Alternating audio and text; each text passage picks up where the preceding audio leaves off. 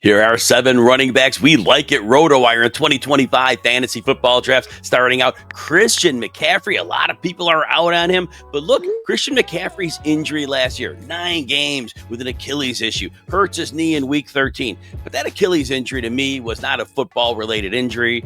I wonder what the knee had to do with his being unable to run at his normal level. But if you take the 3-year view on Christian McCaffrey, he played a full-time role in 2 of the 3 seasons. Now, if you're pessimistic, you take the 5-year approach, and you say in 3 of the last 5 years, he missed at least half the season. I'm taking the short-term approach because he's proven it.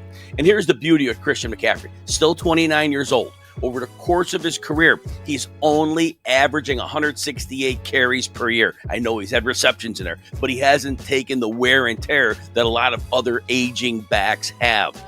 We expect McCaffrey, based on OTAs, to be a full go through the entire summer, which means he's fully healthy. Now, that said, McCaffrey's resume, in the 4 healthy seasons he's had, he has either been the running back 1 or the running back 2. No player has that resume. Bet against McCaffrey if you like. We're not doing that. 2 of the last 3 years, like I said, full health. We're getting that again. That's the expectation. Christian McCaffrey will be the RB1 at the cost of about the 5th running back off the board. Next, we like Josh Jacobs of the Green Bay Packers. Josh Jacobs is a player who last year started out a little bit slowly. He was good, but we saw Jordan Love was leading that Green Bay offense as a passer. Love was averaging 34 pass attempts per game until the team's bye. Well, guess what? Matt LaFleur, the coach, realized, hey, our passing game is not very good. Our quarterback is more of a game manager. What did that mean for Josh Jacobs? Well, Josh Jacobs became the engine of the offense. That 17 rushes a game went up to 19.3. Doesn't sound like a big difference, but it is. But they used him in the red zone. They got him in the end zone almost every week. And here's what you got in the second half of the season. Week 8 through the playoffs, 20.6 PPR points per game.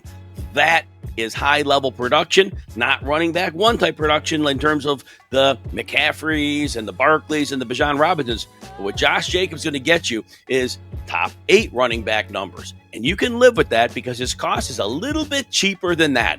Josh Jacobs has a great floor. He has a reasonable ceiling.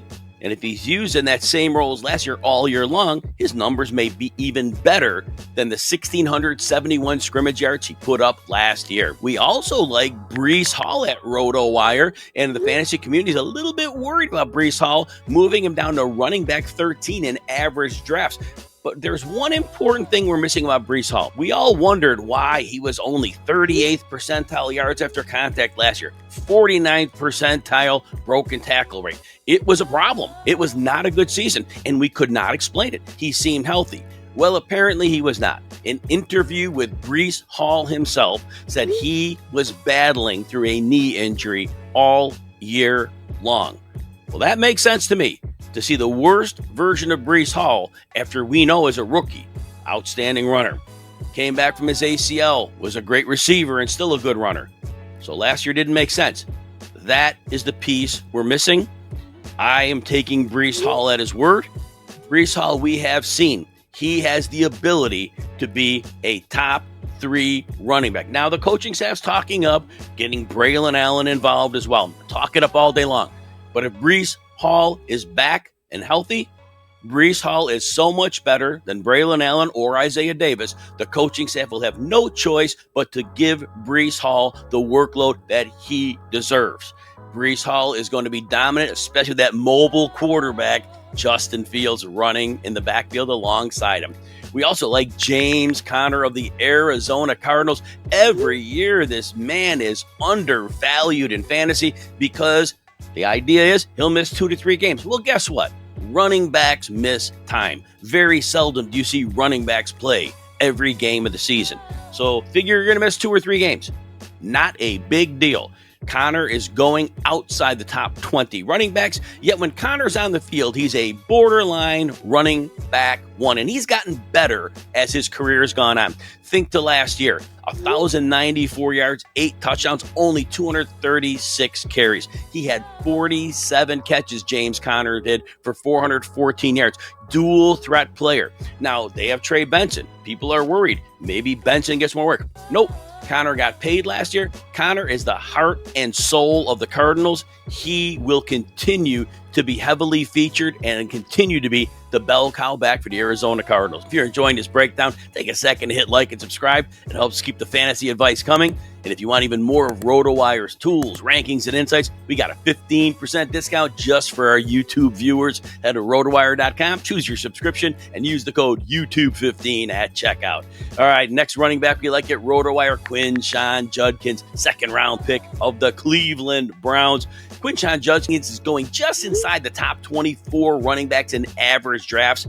Judkins is a 220-pound back that is built for 3-down work. Now, they did draft Dylan Sampson, the Browns did, and he could be a little bit involved. But Quinshon Judkins, make no mistake, split a backfield with Travion Henderson in college, but Judkins is ready to be a full-time back with a little bit of help. Because you understand, no running back's getting 100% of the work.